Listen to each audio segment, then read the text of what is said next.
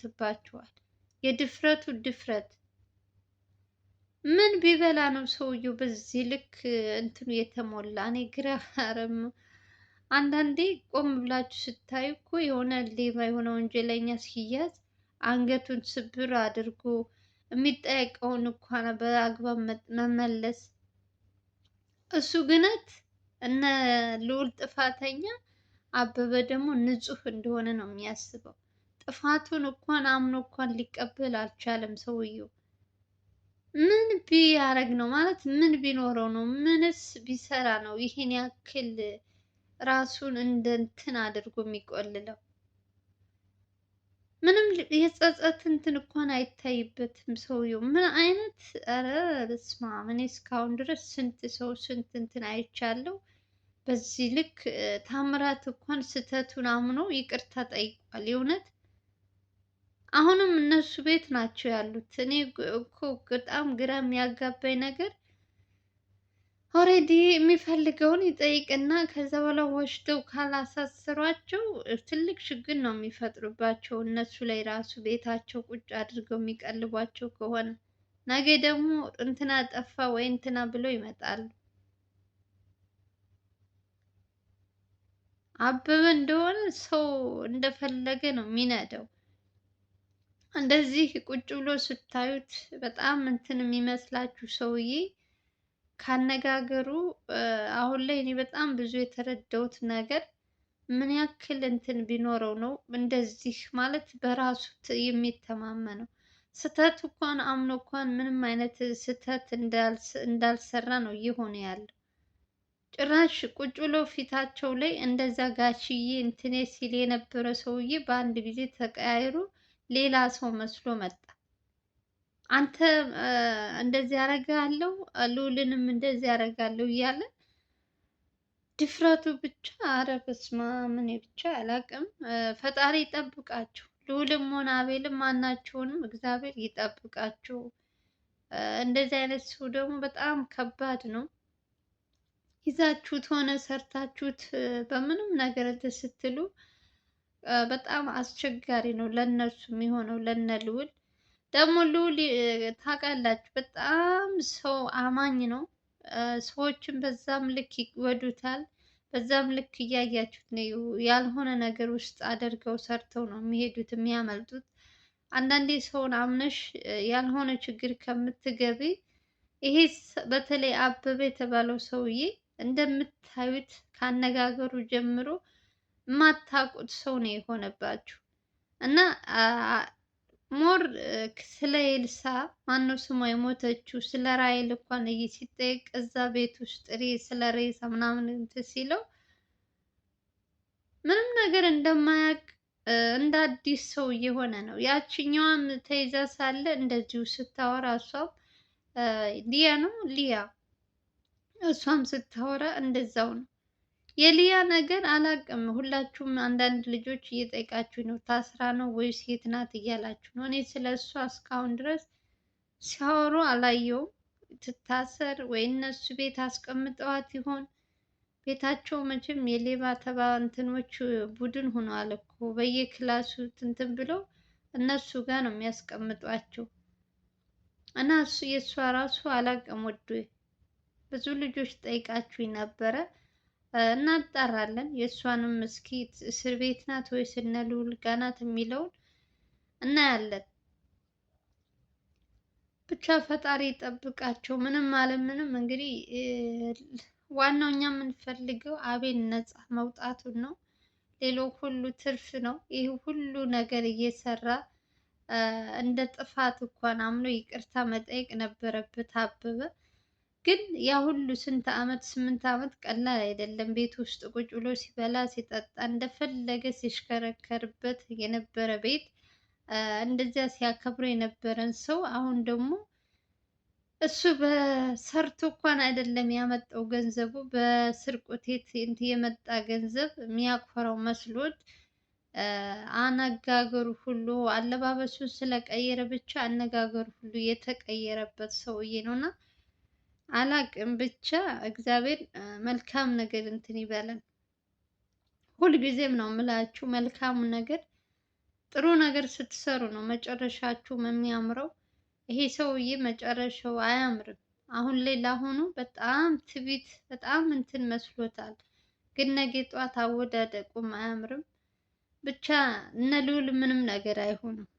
ሌላ ምንም አላችሁም። ሌላ ደግሞ እንግዲህ ሰሞኑን ማነው ስሙ ቴዲ ዘላለምን እያገዘው እንደሆነ ሁላችሁም አይታችኋል።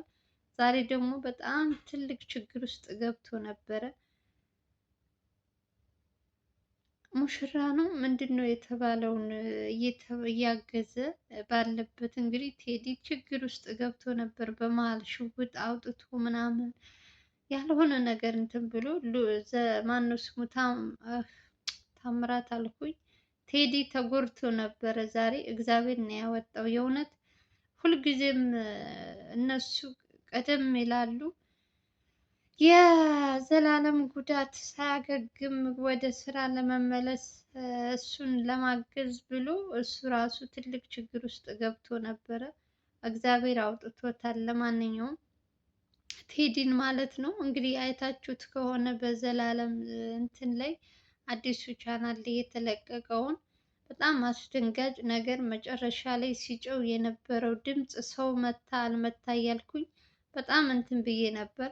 ግን ቴዲ ነበር ፊት ለፊትም የነበረው እና ይሄ ደግሞ ሙሽራ ነው የተባለው ሰውዬም ራሱ ስለ እሷ እንግዲህ ከዚህ በፊትም በደንብ ጥያቄ ጠይቀዋት ሴቷ ሙሽራ ስለ ቤተሰቦች ምናምን ሁሉ ነገር እንትን ብለው ነበር። ዛሬ ደግሞ የወንዱ ሙሽራ የተባለው እንግዲህ ከየት እኔ እንደነዚህ አይነት ሰዎች ግን መቅረብ ራሱ የለባቸውም። የእውነት አንዳንዴ ነገሮችን እንደ ቅርብ አድርገው የሚያያቸው እነሱን ሊጎዱ የሚመጡ ናቸው እና እግዚአብሔር ብቻ አውጥቶታል ቴዲን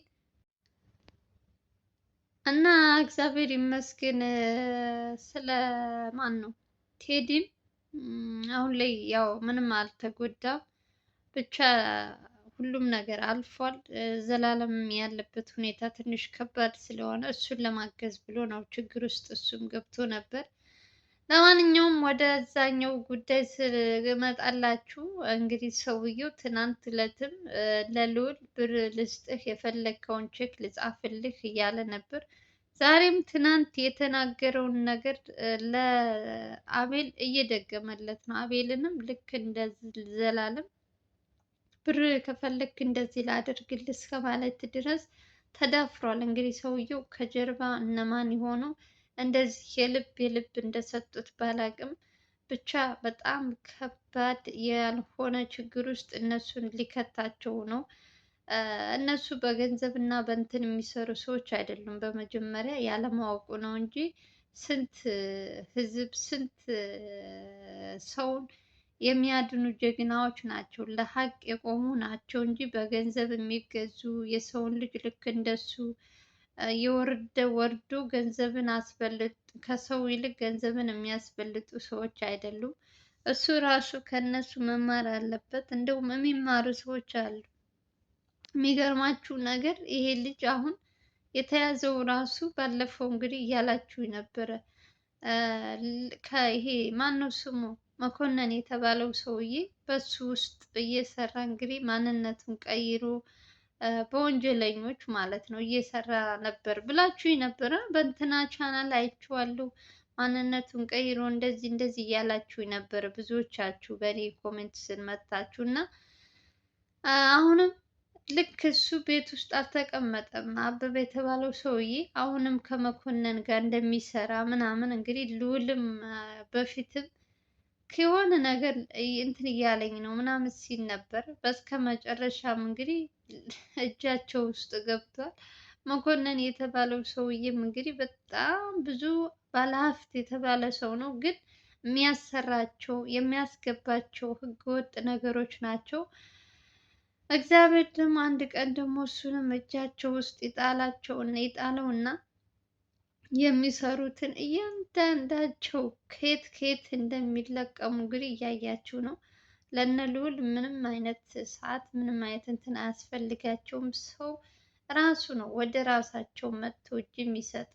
አበበም እንግዲህ እንዳያችሁት ነው እንግዲህ ብዙ ነገር ሲደክሙ ሲለፉ የነበሩት እንግዲህ በገዛ እጁ እንግዲህ ስራ ብሎ ወጥቶ መኮንን ጋር በሚሰራበት ሰዓት ነው እንግዲህ ማንነቱን ቀይሮ እንትን የተባለው እና የታየው። ይሄ ሰውዬም እንግዲህ እርግጠኛ ነኝ ታያላችሁ በቅርብ ቀን ራሱ የሚሰሩት ስራ የግፋቸው የግፍ ግፍ ስለሆነ የሚሰሩት እንትን ይላቸዋል። በቃ ስራው ራሱ ይጠራቸዋል ይመስለኛል። የሰው ግፍ የሰው እንትን የሰው እንባም ስላለባቸው እና አዙሮ አምጥቶ ልዑል እጁ ላይ ጥሎታል። በስከ መጨረሻ እንደዚያ ትዕቢተኛ እንደዚያ ሲሆን የነበረ ሊያም ሆነ አበበም በሉት ታምራትም ሌሎችም ሌባዎች ገና የሚቀሩ ሰዎች ስላሉ እንግዲህ እየመሩም ቢሆን እነሱ ወስደው እያንዳንዳቸው ልቅም ብለው እስር ቤት ይገባሉ። በቅርብ ቀን እነ ልዑል እነ አቤል እንዲሁም ከጀርባ እስካሁን ድረስ ሲደክሙ ሲለፉ የነበሩት እያንዳንዳቸው ድል መጥተው የሰላም በቃ በዓልን ፏ ብለው እንደሚያከብሩ ባለሙሉ ተስፋ ነኝ። በቃ እነዚህ ሰዎች ተለቃቅመው እስር ቤት ይገባሉ። እነሱ ደግሞ መጪው የገና በዓል ነው እንግዲህ እንደፈለጉ ሆነው በዓልን ያከብራሉ። እንግዲህ ወንጀለኛ ሁልጊዜም ወንጀለኛ ነው። የሚሰራውን የሚበላውን አያውቅም። ሁልጊዜም ሰውን እንዳሳደደ በሰው እንባ በሰው እንትን ነው የሚበላው እና እንግዲህ ዘንድሮ በአዲሱ በገና በዓል እንግዲህ እነሱ እስር ቤት ያሳልፋሉ ብዬ አስባለሁ።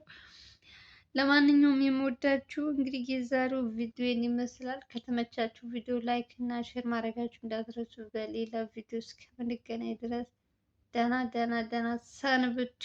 ያንን ቪዲዮአችን ፕሊስ ላይክ አድርጉ። አብዛኞቻችሁ ገብታችሁ እየወጣችሁ ነው። ላይክ አድርጉ። ምንም ነገር ከእናንተ የሚቀንስባችሁ ነገር የለም። ሰላማችሁ ይብዛልኝ እያልኩኝ እንግዲህ የዛሬው ቪዲዮ ይመስላል። ባይ ባይ።